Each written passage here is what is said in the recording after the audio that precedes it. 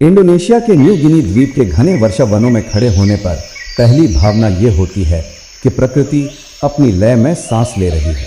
चारों ओर पक्षियों की चहचहाहट, कीड़े मकोड़ों की आवाजें और घनी पत्तियों पर बारिश की बूंदों का टपकना, ये सब मिलकर एक अजीब शांति पैदा करते हैं। जंगल इतना घना है कि सूरज की रोशनी मुश्किल से ही पेड़ों के बीच से नीचे आ पाती है। इन जंगलों के भीतर दुनिया की सबसे अलग थलग जनजातियों में से एक कोरवाई निवास करती है। वे आज भी आधुनिक शहरों की भीड़ से बहुत दूर हैं। उन्होंने जंगल के बीचों बीच अपनी दुनिया बना ली है, जहां दुनिया का एक हिस्सा गगनचुंबी इमारतें बनाने में व्यस्त है, वहीं कोरवाई ने एक बिल्कुल विपरीत रास्ता चुना है।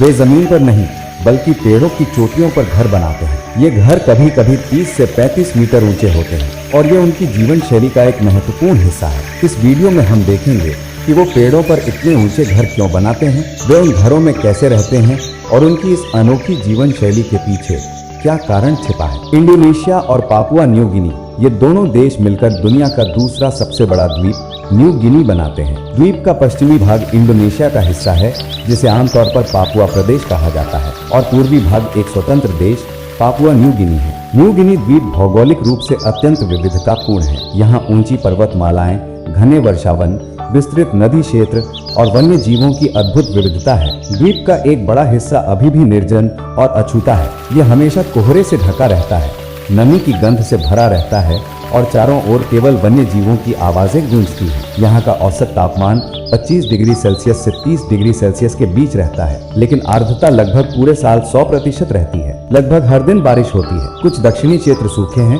लेकिन अधिकांश स्थानों पर वर्षावन की जलवायु है। इस द्वीप की विशेषता यह है कि यहाँ आज भी कई जनजातियां निवास करती हैं, जिनकी जीवन शैली सदियों पहले के समय में अटकी हुई लगती है। आधुनिक दुनिया के साथ उनका संपर्क बहुत कम हुआ है। बाहरी दुनिया को उनके अस्तित्व के बारे में कुछ दशक पहले ही पता चला। 1978 में एक नृविज्ञानी एंथ्रोपोलॉजिस्ट ने न्यू गिनी के गहरे जंगल में अभियान चलाते हुए पहली बार कोरवाई सहित कई अलग थलग जनजातियों से मिले। उन्होंने ऐसे लोगों को देखा जो आधुनिक सभ्यता, प्रौद्योगिकी, यहाँ तक कि इंडोनेशिया या देश शब्द से भी अनभिज्ञ थे। बाहरी लोग, पैसा, ये धारणाएं भी उनके लिए नई थी। फिर भी उनकी अपनी सामाजिक व्यवस्था, नियम और संस्कृति थी, एक पूरी तरह से अलग जीवन शैली। वे दुनिया से खोए नहीं थे, बल्कि दुनिया कभी उन तक पहुंची ही नहीं थी। न्यू गिनी के सबसे गहरे वर्षावन में रहने वाली कोरवाई जनजाति के घरों की विशेषता यह है कि ये घर 30 से 40 मीटर की ऊंचाई पर पेड़ों की चोटियों पर बनाए जाते हैं, जो लगभग 10 मंजिला इमारत की ऊंचाई के बराबर है। ये घर बांस, ताड़ के पत्तों और पेड़ों की छाल से बनी रस्सियों का उपयोग करके बनाए जाते हैं। एक घर बनाने में कई दिन लगते हैं। जब परिवार में किसी की शादी होती है या कोई नया सदस्य जुड़ता है, तो वे फिर से नया घर बनाते हैं। पुरुष बांस के चाकू और पत्थरों की कुल्हाड़ी का उपयोग करके पेड़ों पर चढ़कर काम करते हैं और ये उपकरण उनके मुख्य हथियार होते हैं। इतनी ऊंचाई पर घर बनाने का कारण केवल विश्वास ही नहीं, बल्कि ये उनके जीवित रहने की एक प्राकृतिक रणनीति भी है। जंगल में विषैले सांप, जंगली जानवर और यहाँ तक कि मानसून के दौरान नदियों का पानी भी खतरनाक हो सकता है। इसलिए पेड़ों की चोटियों पर बने घर उनके लिए सबसे सुरक्षित जगह हैं। कुछ घर इतने ऊंचे हैं कि बाहरी व्यक्ति चढ़ने की हिम्मत भी नहीं करेगा, लेकिन कोरवाई के लिए ये ऊंचाई गर्व का विषय है, क्योंकि घर जितना ऊंचा होता है, परिवार को उतना ही शक्तिशाली और सम्मानित माना जाता है। इन छोटे छोटे घरों के भीतर ही उनकी सभी जरूरतें पूरी होती हैं। भोजन का भंडारण, आग जलाने की जगह, सोने की जगह और परिवार की कहानियों से भरी एक अनोखी दुनिया। कोरवाई के पेड़ों के घरों के अंदर एक छोटा सा चूल्हा, आराम करने का कोना और परिवार के रहने की जगह होती है। जब सूरज पेड़ों के बीच से अपनी रोशनी फैलाता है, तो घर के अंदर एक गर्मजोशी का एहसास होता है और बाहर हवा बहने पर बच्चों के हंसने की आवाजें पेड़ों की डालियों से तैरती हुई आती हैं।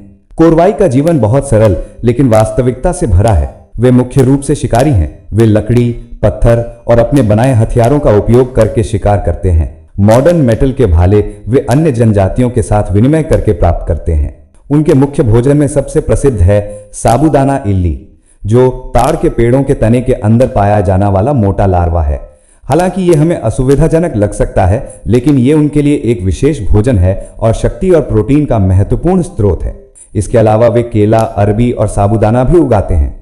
साबूदाने के पेड़ के तने के नरम भाग से वो स्टार्च निकालते हैं, जो उनके कार्बोहाइड्रेट का मुख्य स्रोत है। वे पेड़ों के घरों में लकड़ी और पत्थर से बने चूल्हे पर खाना पकाते हैं।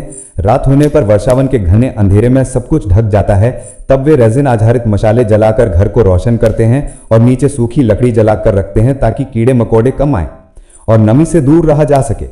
हमें यह जीवन कठिन लग सकता है, लेकिन कोरवाई के लिए यही सामान्य है। प्रकृति के साथ एक शांतिपूर्ण सह अस्तित्व।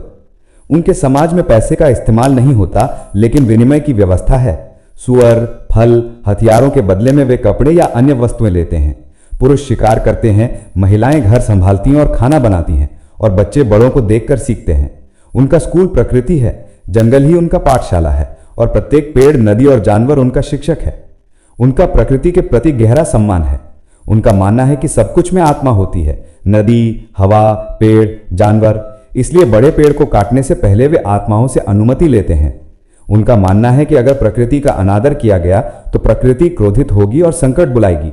ये रीति रिवाज विजय के नहीं, बल्कि प्रकृति के साथ सामंजस्य बिठाकर रहने के प्रतीक हैं। जब बाहरी दुनिया को उनके बारे में पता चला तो शोधकर्ता, पर्यटक और मिशनरी धीरे धीरे उस क्षेत्र में जाने लगे। कुछ कोरवाई बच्चे अब इंडोनेशियाई भाषा सीख रहे हैं और बाहरी दुनिया की कुछ चीजों का सीमित रूप से उपयोग करना शुरू कर दिया है। फिर भी उनकी बुनियादी जीवन शैली अभी भी वर्षावन के साथ गहराई से जुड़ी हुई है। पेड़ों पर रहना केवल उनकी आदत नहीं, बल्कि कई परिवारों के लिए ये उनकी जड़ें हैं, उनकी पहचान है। इस संदेशन के समय में भी कोरवाई समुदाय इस बात का जीता जागता प्रतीक बना हुआ है कि मनुष्य प्रकृति के साथ कैसे सह अस्तित्व में रह सकता है। इंडोनेशियाई सरकार अब धीरे धीरे उन तक पहुंचना शुरू कर रही है। आसपास के छोटे स्कूल, स्वास्थ्य केंद्र, इनके माध्यम से ये लोग धीरे धीरे बाहरी दुनिया की भाषा और संस्कृति से परिचित हो रहे हैं। कुछ लोग इंडोनेशियाई भाषा सीख रहे हैं, चिकित्सा सुविधा ले रहे हैं और संपर्क कर रहे हैं। लेकिन इसके साथ ही एक सवाल भी खड़ा होता है कि यदि वे पूरी तरह से जंगल छोड़कर बाहर आ जाते हैं तो क्या उनकी प्राचीन जीवन शैली टिकी रहेगी? वे इन ऊंचे घरों को कितने समय तक बचा पाएंगे? क्योंकि उनके लिए ये जंगल आज़ादी है और ये घर उनके जड़ों जितने प्यारे हैं। कभी कभी ऊंचाई पर होने का मतलब किसी से ऊपर उठना नहीं होता, बल्कि एक ऐसी जगह पर रहना होता है जहां से आसपास की दुनिया को और भी स्पष्ट रूप से देखा जा सके, जहां अपने अस्तित्व को और भी साफ महसूस किया जा सके। दुनिया कितनी भी भागदौड़ करे, पापुआ के गहरे जंगल में आज भी ऐसे लोग हैं जो प्रकृति की अपनी लय में जीते हैं। जंगल की धड़कन के साथ तालमेल बिठाकर, एक मुस्कान के साथ एकांत को पार करते हुए उनका जीवन ऐसा ही स्थिर, ऐसा ही स्वाभाविक है। ये अलग जीवन शैली हमसे एक ही सवाल पूछती है कि क्या हम अब भी घर शब्द का असली मतलब समझते हैं, या हम दौड़ते दौड़ते भूल गए हैं कि हमारी असली जड़ें कहाँ हैं।